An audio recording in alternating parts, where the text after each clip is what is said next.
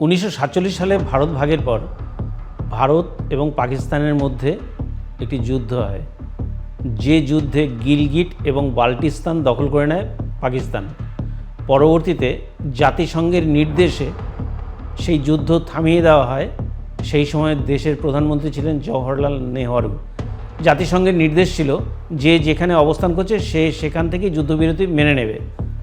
কিন্তু বাস্তবে কি হলো, পাকিস্তান সেই জায়গাটিকে আর ছাড়ল না। অথচ এখন পাকিস্তান অধিকৃত কাশ্মীরে রীতিমতো আন্দোলন শুরু হয়েছে। গত 5 জুলাই সেখানে ভারতের তেরঙ্গা জাতীয় পতাকা উড়েছে। সেখানকার মানুষ আর পাকিস্তানের দাসত্ব চাইছেন না।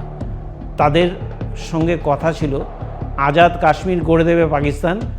বাস্তবে তা তো হয়ইনি, উল্টে পাকিস্তানের মূল বিদ্যুৎ তৈরির যে আস্তানা তা হলো মুজাফফরাবাদে।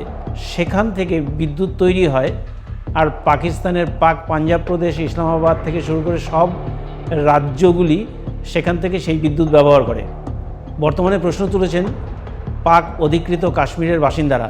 তারা বলছেন ভারতের 140 কোটি মানুষ আমাদের পাশে দাঁড়াক, ভারতের প্রধানমন্ত্রী আমাদের পাশে দাঁড়ান, ভারতের সেনাবাহিনী আমাদের পাশে দাঁড়িয়ে আমাদেরকে মুক্ত করুন এবং স্বাধীন করার ব্যবস্থা করুন। স্বাধীন বলতে ওরা চাইছেন যে ভারতের কাশ্মীরের সঙ্গে জুড়ে যেতে, এবং কাশ্মীরের বর্তমান ভারতবর্ষের মধ্যে থাকা যে কাশ্মীরের শ্রীনগর রয়েছে, জম্মু কাশ্মীরের রাজধানী, সেই শ্রীনগরের মানুষের কাছেও আহ্বান জানিয়েছেন সেই দেশের পাক অধিকৃত কাশ্মীরের জনতা। ইতিমধ্যে বিষয়টির আঁচ উপলব্ধি করে আসিম মুনিরের পাকিস্তান সেনাবাহিনী পাঠিয়ে, প্রচুর গোলাবারুদ পাঠিয়ে তাদেরকে মৃত্যুর মুখে ঠেলে দিচ্ছে। রাতের অন্ধকারে তাদেরকে বাড়ি থেকে তুলে নিয়ে গিয়ে মেরে ফেলছে বলেও অভিযোগ তুলেছেন পাক অধিকৃত কাশ্মীরের জনতা।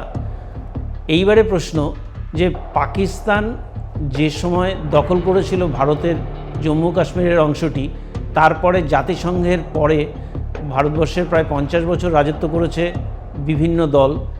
বর্তমানে 78 বছরের ভারতবর্ষের স্বাধীনতার বয়সে কেন ভারতীয় নাগরিকরা ভারতের মধ্যে প্রবেশ করতে পারল না? ইতিমধ্যেই সেই পাক অধিকৃত কাশ্মীরের পিওকে আন্দোলনের প্রধান মুখ সর্দার আম্মান খান সরাসরি ঘোষণা করেছেন, হয় এসপার নয় ওসপার। অর্থাৎ এতদিন পর্যন্ত পাক সেনাবাহিনী এবং সে দেশের সরকার বলে আসতো যে মুজাফফরাবাদের মানুষেরা তারা স্বাধীন কাশ্মীর চাইছেন, কিন্তু এখন সরাসরি সর্দার আম্মান খান বলে দিয়েছেন এতদিন পর্যন্ত যে ছায়াযুদ্ধ চালিয়েছে ভারতের বিরুদ্ধে পাকিস্তান, তা মুজাফফরাবাদের জনতাকে সঙ্গী করে তাদেরকে লঞ্চপ্যাড ব্যবহার করতে দিয়ে তাদেরকে জঙ্গি তৈরি করে ভারতের বিরুদ্ধে ব্যবহার করেছে। তাতে অসংখ্য মানুষের মৃত্যু ঘটেছে, যা অনভিপ্রেত। বিষয়টির আঁচ উপলব্ধি করে এখন আর মুজাফফরাবাদের মানুষ কখনোই চাইছেন না যে পাকিস্তানের অধীনে থাকতে, কারণ তারা উপলব্ধি করেছেন ভারতের মধ্যে থাকা কাশ্মীরের যেভাবে উন্নতি হয়েছে, কাশ্মীরে চেনাব বা সিন্ধু নদীর ওপরে যেভাবে ভারতবর্ষ একের পর এক কাজ করে চলেছে, সেতু বানিয়েছে, যা কাশ্মীরের জনসাধারণের উন্নয়নের পথে একমাত্র অবলম্বন হয়ে দাঁড়িয়েছে, সেই বিষয়টির আঁচ উপলব্ধি করে তারা ভারতবর্ষের সঙ্গেই জুড়তে চাইছে। এবারে প্রশ্ন, চীন পাক অধিকৃত কাশ্মীরের ওপর দিয়েই তারা ওয়ান বেল্ট ওয়ান করিডোর তৈরি করেছে। এই করিডোর তৈরিতে ভারত বারবার আবেদন জানিয়েছে, তারা প্রতিবাদ জানিয়েছে, কিন্তু চীন কর্ণপাত করেনি।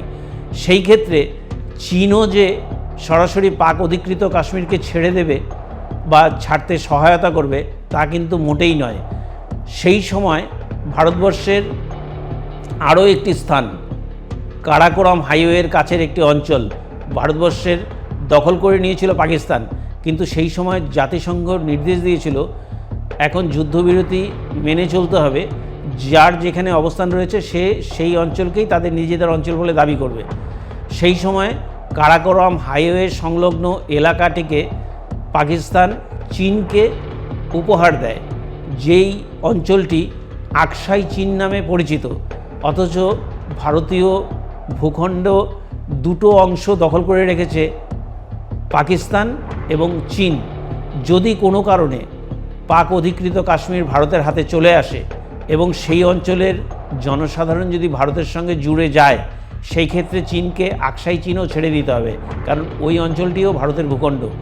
এবারে প্রশ্ন, ভারতবর্ষ কি অবস্থান নেবে? যদিও চীন ইতিমধ্যেই তিব্বত এলাকায় প্রচুর পরিমাণে সেনা, অস্ত্রশস্ত্র এবং লজিস্টিক সাপোর্ট দিয়ে ওই অঞ্চলটিকে তাদের চলাচলের জন্য অত্যাধুনিক করে তুলেছে। ভারত সরকারও লাদাখ অঞ্চলে 52,000 কোটি টাকা ব্যয় করে ইতিমধ্যেই সীমান্তে সেনা ঘাঁটি, সেনা ছাউনি, রেল যোগাযোগ এবং সড়ক যোগাযোগ ব্যবস্থাকে উন্নত করে নিয়েছে। আগামী দিনে চীন যদি ভারতের উপর আক্রমণ করে, গালওয়ান উপত্যকার মতন 2020 সালের ঘটনা ঘটায়, তাহলে তার পরিণতি যে খুব ভালো হবে না সেটা চীনও বুঝতে পেরেছে। কিন্তু চীন এবং পাকিস্তান দুজনেই যেহেতু একই দেহের দুটি ফুসফুস, তাই চীন কখনো পাকিস্তানের এই অংশকে ছেড়ে দিতে দেবে না। কিন্তু ভারতও চাইছে না যে তারা জোর করে অঞ্চলটি দখল করুক। যেভাবে পাক অধিকৃত কাশ্মীরে আন্দোলন শুরু হয়েছে, সেই ক্ষেত্রে জনসাধারণের ওপরে বেয়োনেট কথা বলবে না। আগামী দিনে পাক অধিকৃত কাশ্মীর বা ওই অঞ্চলের জনতা যে ভারতের কাশ্মীরের সঙ্গে জুড়ে যাবে তা শুধু সময়ের অপেক্ষা। যে গত 5 জুলাইয়ের আন্দোলনে ইতিমধ্যেই বিষয়টি স্পষ্ট হয়ে উঠেছে। যদিও পাক অধিকৃত কাশ্মীরের জনসাধারণের বক্তব্য, বিদ্যুৎ তৈরি করে পাক অধিকৃত কাশ্মীরের জনসাধারণ, অথচ তাদের এলাকাতে প্রচুর পরিমাণে বিদ্যুতের মূল্য ধরে পাক সরকার। কিন্তু পাকিস্তানের অন্যান্য প্রদেশে সেই বিদ্যুৎ কম দামে বিক্রি করে পাক সরকার। এই বিষয়গুলি যখন জলের মতন পরিষ্কার হয়ে উঠেছে, শিক্ষা, স্বাস্থ্য বা যোগাযোগ ব্যবস্থার ক্ষেত্রেও পাক অধিকৃত কাশ্মীর বহু যোজন পিছিয়ে। ওই অঞ্চলটি মনেই হয় না যে তারা ওই দেশের বা কোনো দেশের বাসিন্দা।